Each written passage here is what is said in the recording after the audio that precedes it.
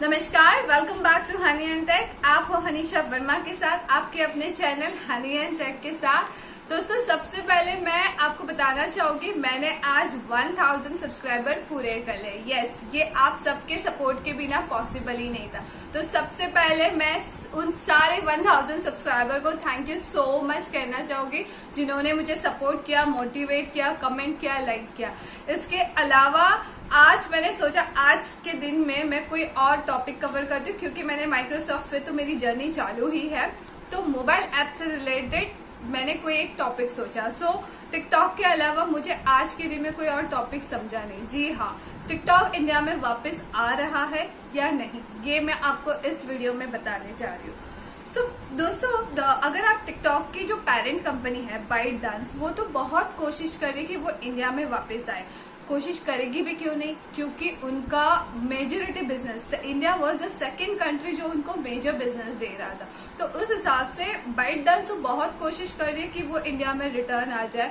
तो इसके लिए बहुत सारी बातें चल रही है, न्यूज आ रहा है। सो इंडिया की जो बड़ी कंपनी है रिलायंस जियो, इसके अलावा माइक्रोसॉफ्ट, ट्विटर, बहुत सारी कंपनीज इन्वेस्ट करने वाली है और टिकटॉक को वापस इंडियन सर्वर में लॉन्च करने वाले, ये बात चल रही।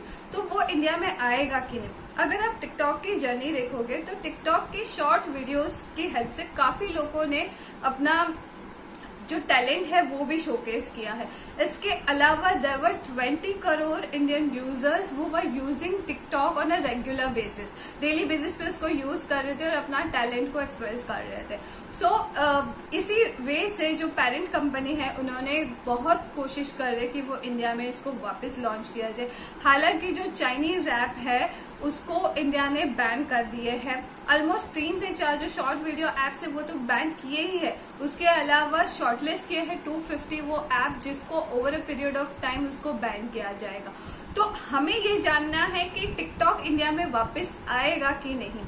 तो ये मैं कवर करूंगी आपके अपने हनी एंड टेक चैनल पे। तो आप प्लीज मेरे चैनल को सब्सक्राइब कीजिए, जहां पे मैं आपको टिकटॉक से रिलेटेड जो भी अपडेट्स है मैं आपको देती रहूंगी और आप इसको अपडेट कर सकते हो। जो भी टिकटॉक यूजर्स है फिर उस हिसाब से यूज करेंगे।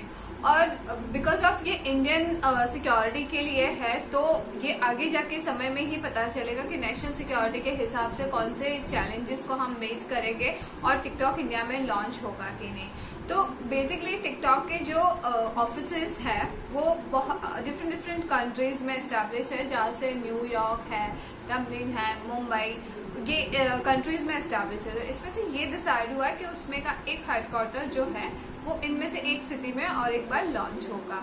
बट ये सारी बातें निर्भर है कि अगर इंडिया में टिकटॉक को वापस से विद इंडियन सर्वर, जो अगर कोई कंपनी इंडियन कंपनी उसमें इन्वेस्ट करती है तो ही आएगा। So in addition to that, mister Kevin Mayer जो एक अमेरिकन बिजनेसमैन है और साथ ही में वो सीईओ थे डिज्नी वॉल्ट बिजनेस के, उनको अपॉइंट किया गया है as a CEO of TikTok. तो उनके अपॉइंटमेंट के चलते अगर कोई चेंजेस आता है, अगर कंपनी का बिजनेस एक्वायर होता है, इंडिया में लॉन्च होता है, वो हमें आने वाले समय में पता चलेगा। इनकी जो पेरेंट कंपनी है उन्होंने तो कोशिश की है, बाइट डांस से कोशिश की है कि बहुत सारे ऐप वो इंडिया में लॉन्च करना चाहते थे। एज पर द रिपोर्ट उन्होंने 59 ऐप्स जो इंडिया में वो प्रमोट करना चाहते थे, अपना बिजनेस को वो एक्सपांड करना चाहते थे। एंड अगर आप न्यूज में देखोगे, रिपोर्ट में देखोगे, अप्रोक्सीमेट $6 बिलियन का उन्हें लॉस है और ये सिर्फ रिपोर्टेड है in the news. So actual loss तो उससे भी बड़ा हो सकता है। तो जो इनकी पेरेंट कंपनी है वो इंडिया में ये बिजनेस को किसी भी हिसाब से वो प्रमोट करना चाहती है। तो आप आगे वाले समय में ही देखेंगे कि इंडिया इसको प्रमोट करेगी कि नहीं, इंडिया इसके चलते कोई नया ऐप लेके आ रहा है कि नहीं। इनकी जो पेरेंट कंपनी है उन्होंने तो कोशिश की है, बाइट डांस से कोशिश की है कि बहुत सारे ऐप वो इंडिया में लॉन्च करना चाहते थे।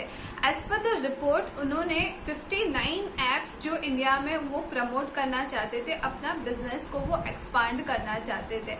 एंड अगर आप न्यूज में देखोगे, रिपोर्ट में देखोगे, अप्रोक्सीमेट $6 बिलियन का उन्हें लॉस है और ये सिर्फ रिपोर्टेड है इन द न्यूज।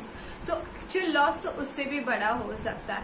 तो जो इनकी पेरेंट कंपनी है वो इंडिया में ये बिजनेस को किसी भी हिसाब से वो प्रमोट करना चाहती है। तो आप आगे वाले समय में ही देखेंगे कि इंडिया इसको प्रमोट करेगी कि नहीं, इंडिया इसके चलते कोई नया ऐप लेके आ रहा है कि नहीं।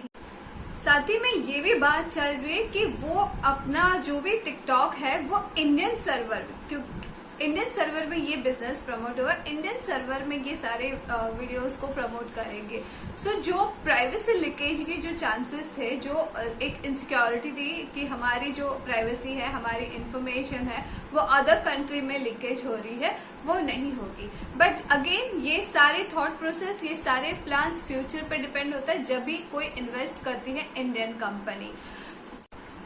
इसमें आपको एडवांटेज ये रहेगा कि आप जो टिकटॉक के आपने पुराने आपके वीडियोस जो है वो आप देख सकते हो। तो टिकटॉक अगर इंडिया में अगर रिलायंस जो इसमें इन्वेस्ट करता है या कोई और अदर कंपनी उसमें इन्वेस्ट करती है तो आपके पुराने जो वीडियोस है चांसेस है कि आपको मिल जाए।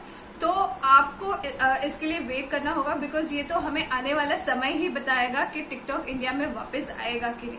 बट इसके लिए आपको हनी एंड टेक के चैनल को सब्सक्राइब करना होगा, जहां पे मैं आपको सारे अपडेट टिकटॉक के बारे में आपको देती रहूंगी और आपको सारी इंफॉर्मेशन मिलेगी एक ही प्लेटफॉर्म पे। तो thank you so much for being with Honey and Tech, and thank you so much once again to all those subscribers who have trusted and subscribed to my channel. Please share it with the maximum people, and thank you. Happy Sunday. Bye bye.